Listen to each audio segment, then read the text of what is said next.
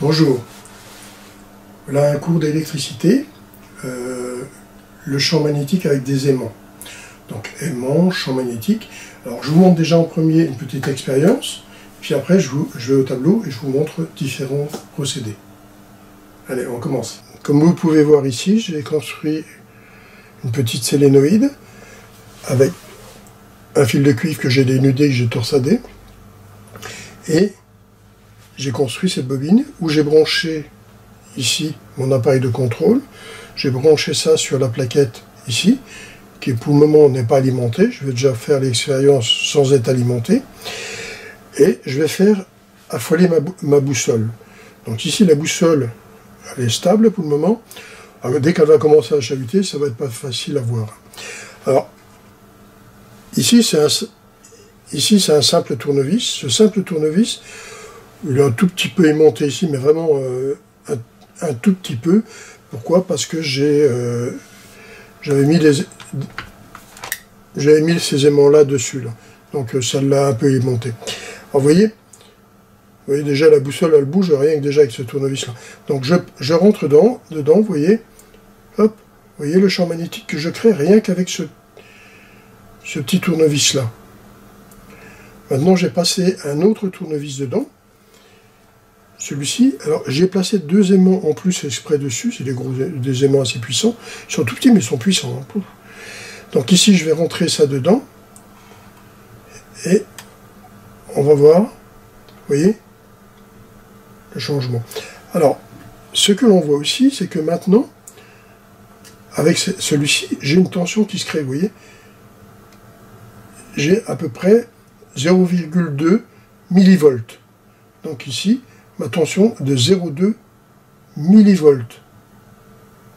Vous voyez? Donc ici, j'arrive à avoir quand même quelque chose. Alors maintenant, on va faire l'expérience en alimentant le circuit de là. Vous voyez, maintenant, ma petite diode est allumée. Donc ici, maintenant, on va voir, on aura un peu plus. Ça va dépendre de la vitesse qu'on passe dedans. Hein. Vous voyez, je vais jusque 0,4. C'est suivant la vitesse qu'on passe. Hein. Je monte jusque 0,4 hein, en positif. 0,3, 0,4, ça dépend de la vitesse que je passe dedans. Plus je passerai vite, vous voyez, 0,5 même. Plus je passe vite, plus je crée un champ magnétique. Vous voyez? Et ma boussole, elle se balade d'un côté à l'autre. Pourquoi? Parce que quand je suis ici, je crée un champ positif. Quand je passe là, je crée un autre champ négatif. Alors, vous voyez la bobine.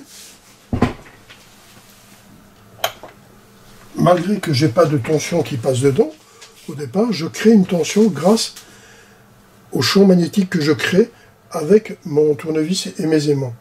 Donc on va voir ce que c'est que les flux magnétiques et les spectres magnétiques et ainsi de suite. Donc, alors, ici, on va voir déjà avec des aimants. Alors, quand on a des aimants, bon, ici j'ai mis sud en bleu et nord en rouge. Et je l'indique encore à chaque fois parce que c'est plus facile à suivre. Alors, quand j'ai deux aimants comme ici, celui-ci, j'ai un nord d'un côté, un sud de l'autre côté. Ici, j'ai un nord d'un côté, sud de l'autre. Je vois que le nord et le sud sont deux pôles qui sont différents. Mais quand c'est des pôles différents, ils s'attirent tous les deux. Le sud et le nord s'attirent tous les deux. Maintenant, j'ai sud-nord, sud-nord. Là, c'est le contraire de celui-ci, nord-sud. Mais ils s'attirent aussi. Du moment que c'est deux pôles opposés, ils s'attirent. Donc il faut savoir que des aimants, donc les pôles opposés s'attirent, et là, ici, on voit que le pôle nord et le pôle nord qui était ici de ce côté-là, sud et sud ici, mais les pôles qui sont les mêmes de chaque côté ici vont se repousser. Les deux se repoussent. On n'arrivera jamais à les approcher. Et sud, c'est pareil ici. Ils vont se repousser. Donc on retient bien que les pôles opposés s'attirent et les pôles de même nature se repoussent. Alors, ici, deux aimants différents. J'ai un aimant avec sud-nord. Je mets une boussole devant. Mais le nord qui est ici va être repoussé pour avoir le sud en face de lui.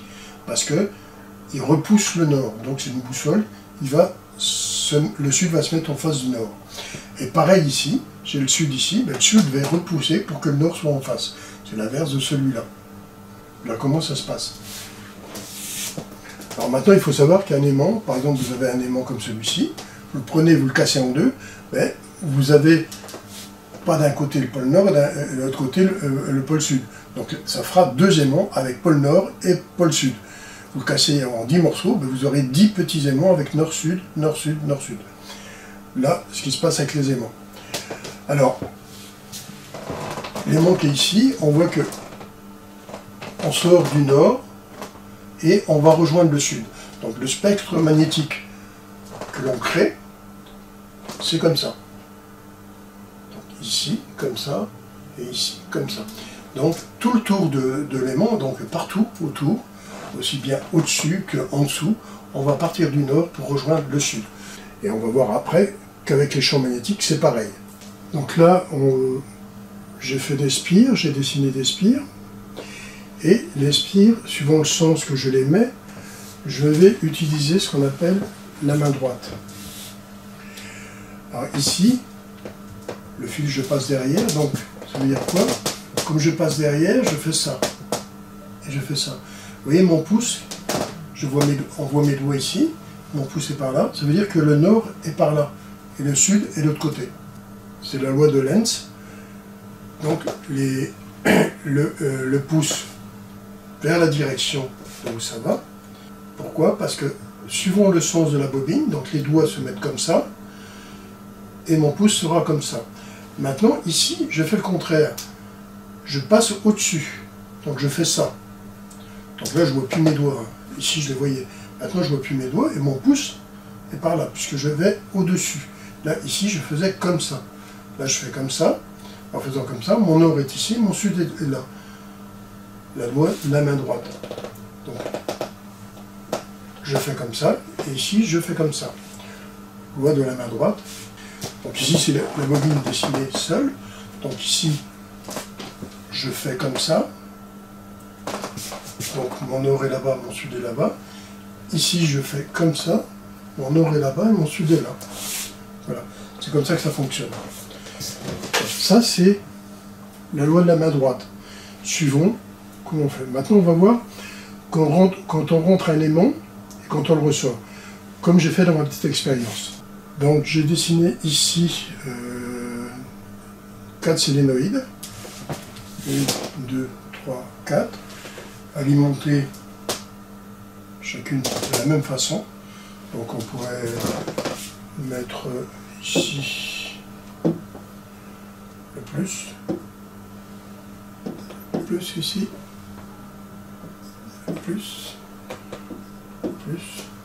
et mettre le moins ici. C'est pour montrer qu'on alimente de la même façon les 4 bobines. Alors les bobines, je les alimente de la même façon, les 4. On va voir la première alimentation. Ceci, j'ai un noyau aimanté que je rentre à l'intérieur. Quand je rentre à l'intérieur, le noyau aimanté, je produis un courant positif. Il va être dans ce sens-là. Ok? Donc, ça c'est le phénomène que je vous ai montré avec mon expérience.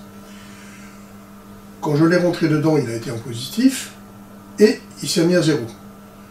Et après, quand je l'ai ressorti, il a créé un courant négatif, et il revient à 0 quand c'est juste l'instant. Donc, il rentre, il devient positif, il revient à 0, je le ressors, il part en négatif, il revient à 0. Là, si je rentre le sud en premier, là j'avais rentré le nord, si je rentre le sud en premier, ce sera l'inverse. Le sud ici, il prendra le même sens que le courant prendra le même sens ici. On voit que le galvomètre qui est ici dévie sur la gauche, il est négatif. Il va revenir à 0. De nouveau, je ressors ici, il va partir en positif. Suivant le sens que je mets mon aimant et suivant que je rentre ou que je ressors, je peux créer un courant positif ou négatif. Ça, c'est des solénoïdes qui nous procurent ça, comme dans mon petit exemple. Alors, la prochaine fois, on verra un peu plus ces formules. Pour le moment, je me contente de ça. Alors, voilà, je vous ai présenté un petit exercice que j'avais fait. Et les champs magnétiques, comment un aimant réagit et tout ça. Et comment une self réagit. Donc je me suis contenté de ça pour le moment. Après on va faire un peu de théorie sur justement les champs magnétiques. Un truc assez, pas tellement génial, mais bon, il faut y passer. Mais on le fera tout doucement. Ça va? Allez, bonne fin de journée, à bientôt.